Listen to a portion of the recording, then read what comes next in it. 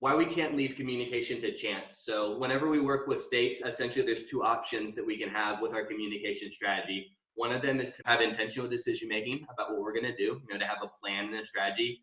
And the other is to just leave things to chance. Sometimes we're too busy. Sometimes we don't put in the thought into how we're going to communicate things internally and externally. So we leave it to chance. We implicitly believe that everyone thinks similarly to we do. So oftentimes what we see happens is that we communicate a message that makes sense to us rather than the one that really connects with the audience or meets organizational goals. It's important for us to be able to think strategically about how we're going to communicate so that we don't only communicate what makes sense to us to people who we're familiar with. We want to be able to go beyond that. Why do we need a communication plan? So we have a plan so that we can have group ownership of communications planning. It's not just the communications director's responsibility to communicate things well. It's everyone's responsibility to communicate our organizational goals and objectives and how we're going to get there.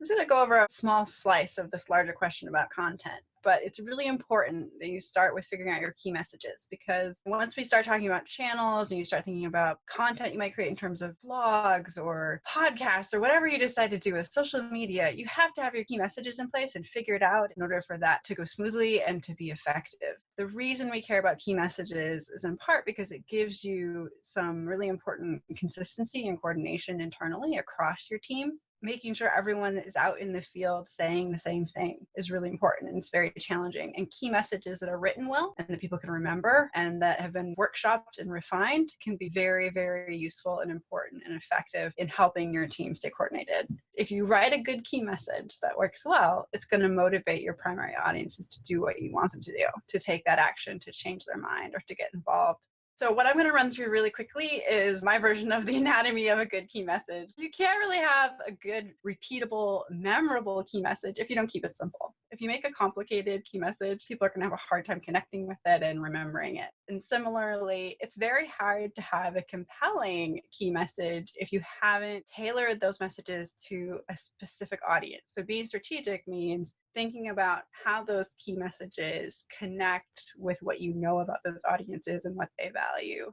A compelling message, there's lots of different ways you can think about a compelling message. One that works is one that actually gets your audience to take an action or to change their mind or gets them to prompt a new idea.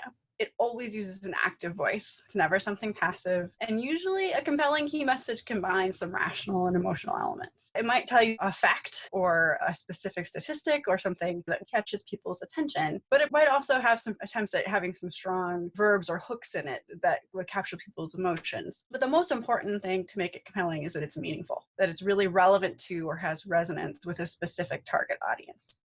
Your primary or core audience is the audience that you need to take that action. So that's why the connection between it being compelling and tailoring it to a key audience is so important.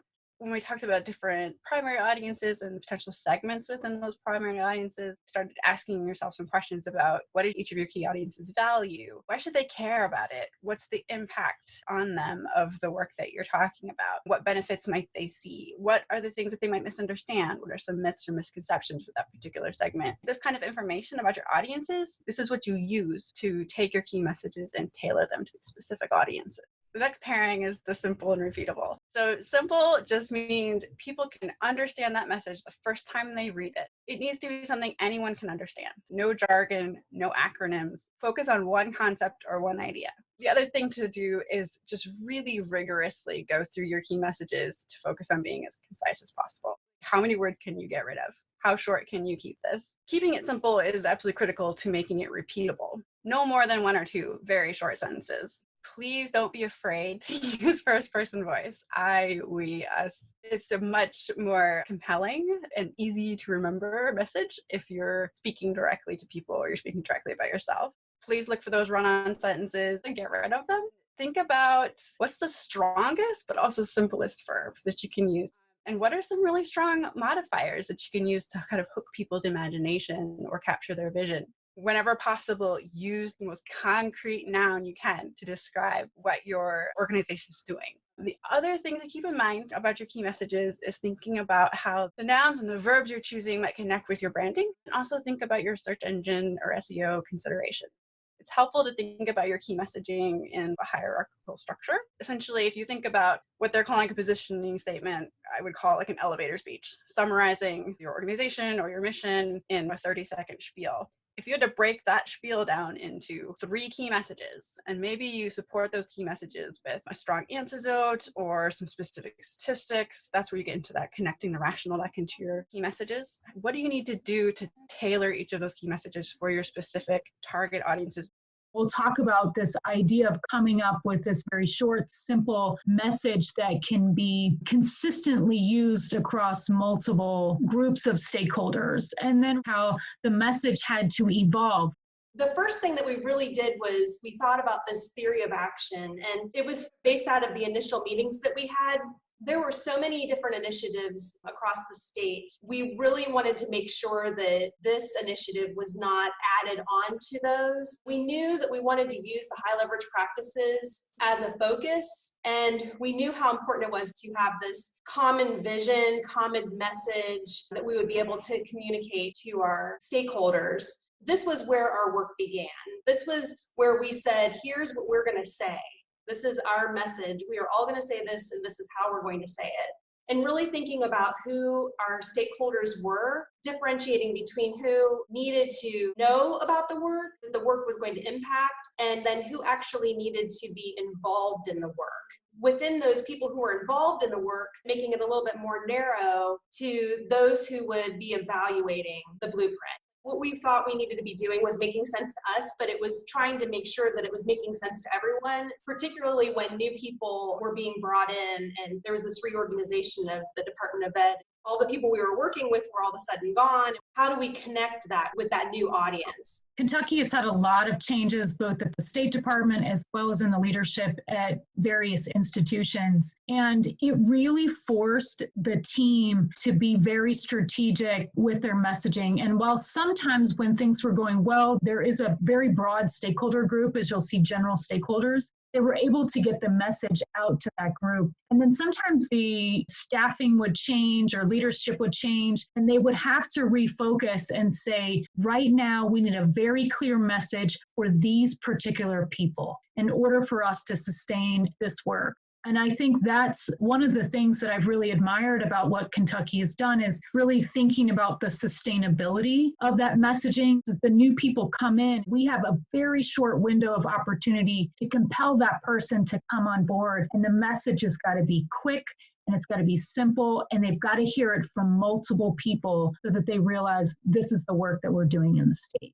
So this was what our message was. KEEP is Kentucky Excellence in Educator Prep. So Keeping Kentucky Excellence in Educator Prep is what KEEP stands for. Overall, we have always envisioned this as becoming some type of networked improvement community where it's sort of like a one-stop shop for our teacher educators to access some resources. So once we established this KEEP, then it was getting that word out. When we started this, we knew we were focusing on high leverage practices, but we were very broad. And we did that on purpose because we wanted to make sure we were engaging as many stakeholders as possible. We were focusing on high leverage practices, evidence-based practices, culturally responsive teaching, equity, clinical partnerships, and the list went on and on, family engagement. We did this through a summit that we had, and it was a way to just engage as many people as we could to start to get our message out. And then once we engaged them and they had been to the summit and they knew where we were going, we really focused in on what our stakeholder needs were with the Department of Education. What were some of their initiatives? Where could things focus in? What did the IHEs need? And where were their main focuses? And then the knowledge of practices. The direction we're going is a really targeted focus where we've identified 6 of the high leverage practices and the 4 key commitments that the Department of Ed wanted us to focus on. And that's the direction we're going now. So we had a 3-prong approach to how we were doing this communication plan. One of them is the constant contact newsletter. And then another area that we really have focused on is just a presence at state conferences. So we've really tried hard to leverage the resources that we've already got in the state going on. So the Kentucky Association of Teacher Educators, we have a presence there at their conference. At the Kentucky Council for Exceptional Children, we have a presence there. So we're reaching the teacher educators and we're reaching the practitioners, and the messages is the same. And then in addition, we hold our own annual conference. just some of the challenges and things that we've had to overcome. Changes in state leadership and the turnover at the department and the combining of the professional standards board into the department. We also came in as CEDAR's final cohort, and so that limited our time.